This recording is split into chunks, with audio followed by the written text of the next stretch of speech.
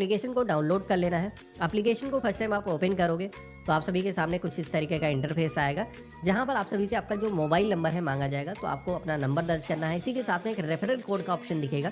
तो in case यहाँ पर रेफरल कोड पहले से नहीं है तो आपको यहाँ पर स्क्रीन पर मैंने दिखा रखा है, इसे दर्ज करना है और कंटिन्यू के ऑप्शन पे क्लिक करना है। तो जैसे हमने कंटिन्यू के ऑप्शन पे क्लिक किया है, अभी यहाँ पर हमें नेम दर्ज करने के लिए बोला जाएगा।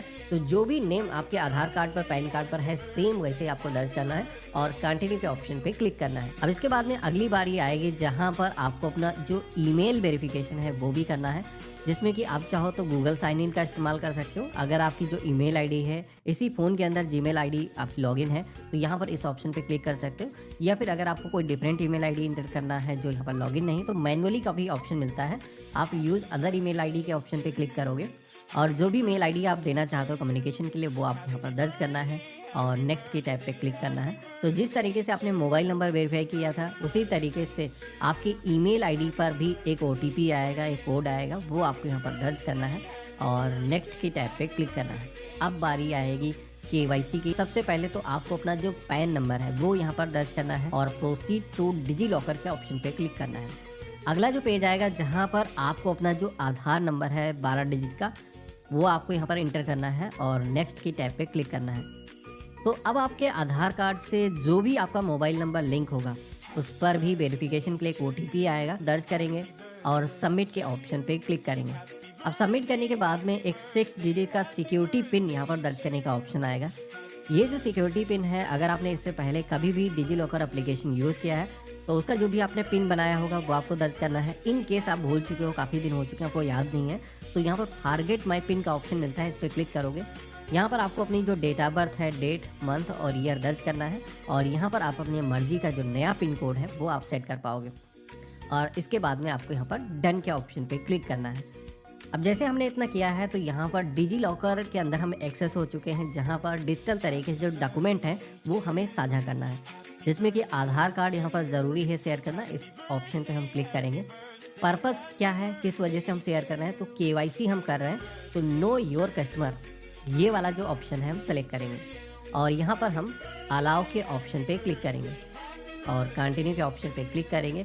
तो यहाँ पर हमारा जो आधार का जो डेटा है वो डिजिटल तरीके से गवर्नमेंट के पोर्टल से एंजल वन जो एप्लीकेशन है उसके अंदर फेच होकर के आ जाएगा। केवाईसी प्रोसेस कंप्लीटेड, कुछ इस तरीके का मैसेज आएगा।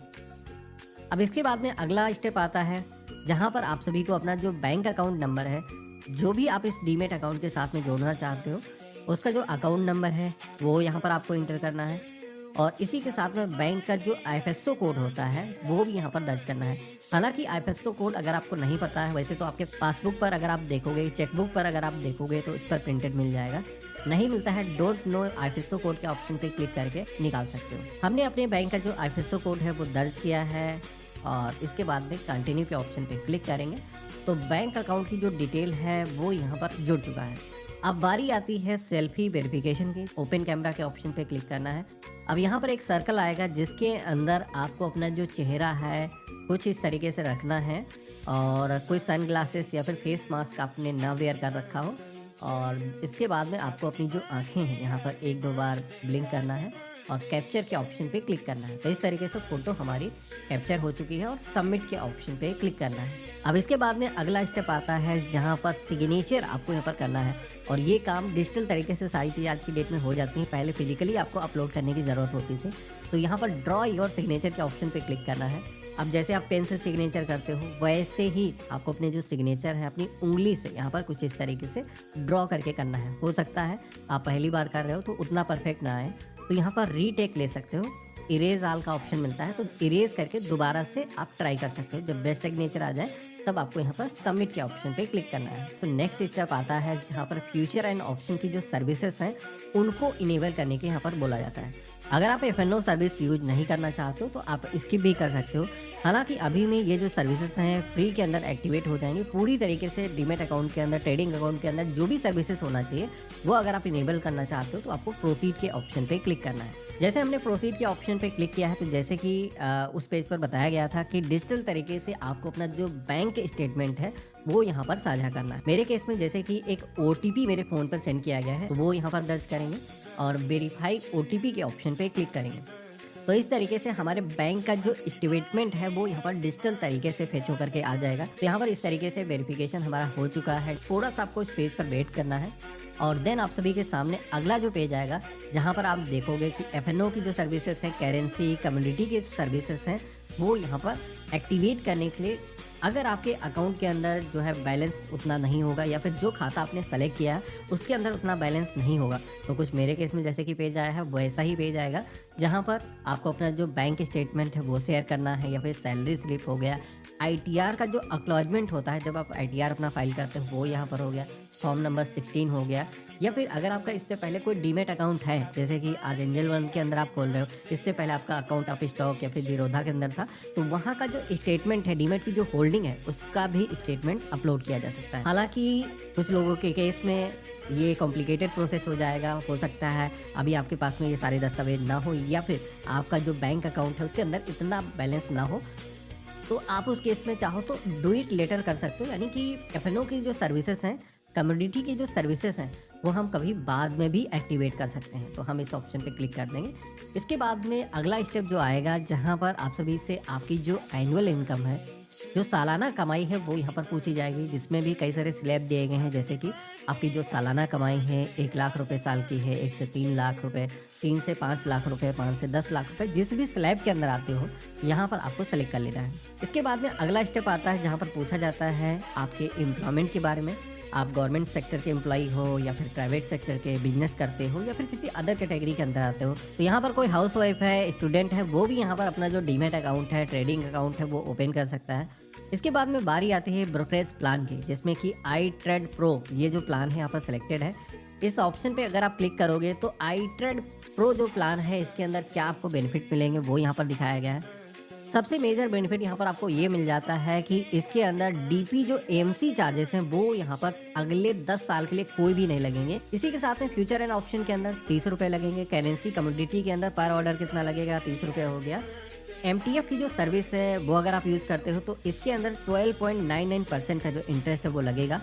वन टाइम फीस यहाँ पर लगेगी 299 रुपीज के 10 साल आगे बिना कोई चार्जेस के इसको यूज करने के लिए। हालांकि ब्रोकरेज तो लगेगी जो भी आप ऑर्डर लगाओगे, जो एनुअल चार्जेस लगते हैं वो यहाँ पर नहीं लगेंगे। तो ये प्लान काफ़ी आज के टाइम में ट्रेंडिंग है, हम इसे ही सेलेक्ट करेंगे। हालांकि अगर आप कोई डिफरेंट प्लान सेलेक्ट करना चाहो तो बाद में भी आप चेंज कर सकते हो। इसके अलावा फंड स्टेटमेंट फ्रीक्वेंसी का एक ऑप्शन मिलता है जहाँ पर 90 डेज पहले से सेलेक्ट है। ये जो ऑप्शन है इस पर अगर आप टैप करोगे तो यहाँ पर 3 तरीके के ऑप्शन आएंगे, जिसमें कि यहाँ पर आप सभी का जो भी ट्रेडिंग करोगे इस ट्रेडिंग अकाउंट के अंदर, इन केस आपका कोई भी ऐसा अमाउंट बचता है जो भी यूज नहीं हो पाता है, तो यहाँ पर आप 90 डेज अगर सेट कर दोगे तो हर क्वार्टर के अंदर अगर आपका कोई भी ऐसा फंड है जो यूज नहीं हुआ है तो आपके सेविंग अकाउंट के अंदर रिवर्स हो जाएगा।